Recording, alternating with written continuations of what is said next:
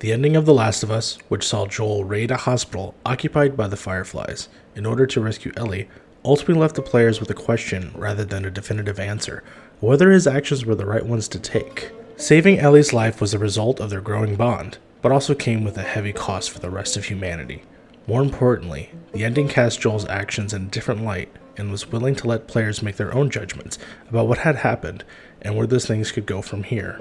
The ending more or less put a period on an emotional story about love and compassion while forcing players to re-examine how they would ultimately felt about Joel's actions, whether they were noble, reckless, or otherwise. For a multitude of reasons, The Last of Us Part 2 is probably one of the most complicated games I've ever had to review. Like many others that loved the first game, I initially was hesitant about a sequel to The Last of Us could add to its story, given how Joel and Ellie's journey was told so effectively by Naughty Dog. There were the leaks in April that revealed several of the game's major story beats months before its release, some of which I have unwittingly ended up seeing, and the resulting fallout of internet backlash and discourse about those reveals. Then there are real-world situations surrounding it, from the ongoing effects of the coronavirus pandemic to the current political and social climate fueled by tension, division, and hate. Though The Last of Us Part 2 is obviously removed from the circumstances that we're facing right now with very different contexts, there are moments where it doesn't feel too far off either, making the game's similarities to the current state of our world feel even more prescient.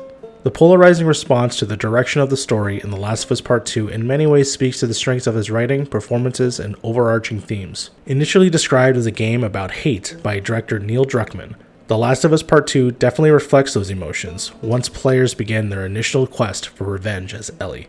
But by the end of The Last of Us Part 2, it becomes much more than that. Though the game often shows people at their absolute worst through violence and cruelty, its moments of humanity and levity save it from becoming the worst version of itself in a lot of ways. Whether you've seen the leaks beforehand or not, The Last of Us Part 2 is an experience that only can be fully understood by playing it through for yourself to come to terms with what it has to say. There's a lot to unpack from the story that Naughty Dog tells in The Last of Us Part 2, both thematically and emotionally. Sometimes that's to a fault, as the game's story is dense and complex when taking it all in, compared to the precise, focused storytelling of the first game. Part 2's unique narrative structure twists players' expectations at every turn, and in a lot of ways might warrant a second playthrough to fully grasp it.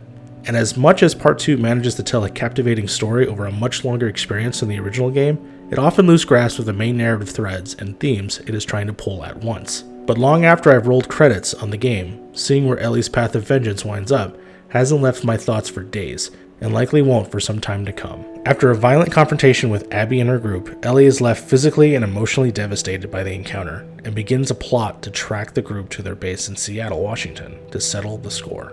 That said, what sets The Last of Us Part 2 apart from what initially seems like a simple revenge plot is a major perspective change that alters the course of the story dramatically, provides a clearer picture of the cycle of violence that defines it as a whole and its characters. After playing as Ellie for the first half of the game, where she and Dina venture out to Seattle, a major turning point leads to a perspective change for players in the second half of the game by playing as Abby. By switching perspectives midway through the story, The Last of Us Part 2 is not only completely recontextualizes what happens in the first half, from experiencing from Ellie's point of view, but also reframes the events of the first game entirely. Gradually, players uncover Abby's role in the story, while also highlighting Part 2's larger themes of portraying flawed characters that don't nearly fit into black and white moral archetypes.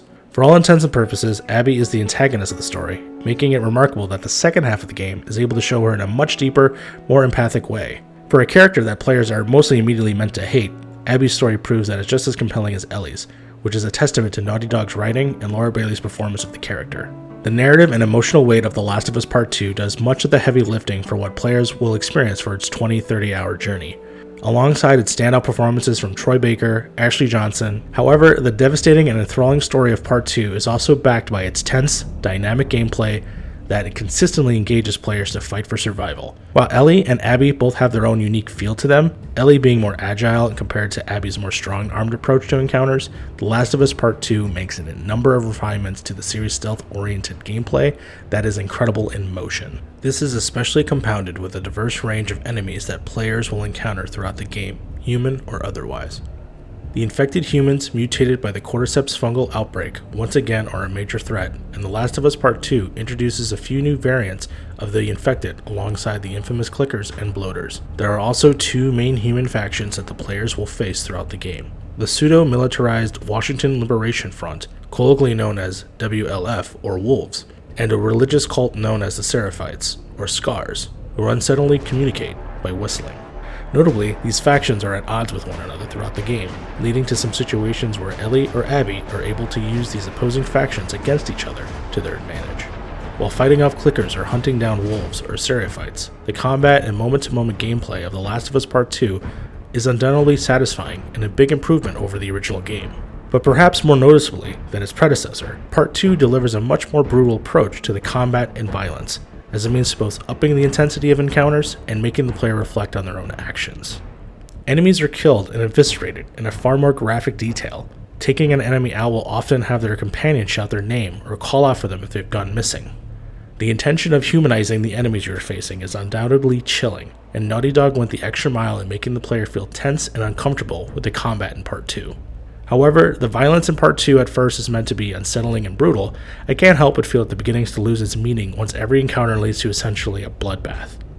In the major story moments where violence is impacted on the characters we know and are meant to sympathize with, the brutality and callousness of it absolutely works and reinforces the story's theme of violent actions having violent consequences. Killing them in cold blood begins to show the seams where Part 2's narrative ambitions run against the limitations of using horrific violence to make a point. Part 2 makes us feel and mourn major character deaths, in which there are many, while also leaving Ellie and Abby with a heap of bodies behind them. Much like the original game, players will have to utilize stealth and careful resource management to navigate Part 2's series of environments, which have notably been expanded from the original game. Taking a cue from the more recent Uncharted titles such as Uncharted 4 and The Lost Legacy, The Last of Us Part 2 features more extensive open areas that not only give the player flexibility in how to approach incoming enemies, but far more room to explore, gather supplies, and witness more of the story through its world and set pieces. With Part 2, Naughty Dog has outdone itself with some of the most meticulous crafted levels and environments that I've ever seen in a game. By the end of The Last of Us Part 2, I came away with the experience of some of the most powerful, emotional moments that I've ever seen from a video game, let alone any other story told in another medium. Naughty Dog's long-awaited sequel has that kind of raw storytelling that comes only a few times in a generation. And the fact that the studio was able to pull it off in a follow-up to the original is a feat in of itself. From the perspectives of Ellie and Abby, The Last of Us Part 2 succeeds not only as a dark and haunting story of revenge, but an examination of consequences and redemption. While Part 2 sometimes falters in the delivery of extremely heavy subject matter, it provides itself with a poignant exploration of human emotions and all their extremes, whether it is hate, love, or anything in between. Like the journey for revenge that the main character seeks, The Last of Us Part 2 is often bleak, complicated, and doesn't provide easy answers for challenging moral questions. In a lot of ways, The Last of Us Part 2 will make you angry. It will upset you. It will break your heart as much as a glimpse of warmth and humanity will lift your spirits. It is a challenging game to play at times. There are several points where I felt completely overwhelmed by what I was experiencing, but the raw emotions and storytelling heights that Naughty Dog reaches with The Last of Us Part 2 are worth seeing through to the end, as hard as it may be to get there. For more reviews, please visit our website at DualShockers.com, as well as our YouTube channel for more and exciting videos coming on the way. Please leave a like, a share, a subscribe, and really help us grow this community.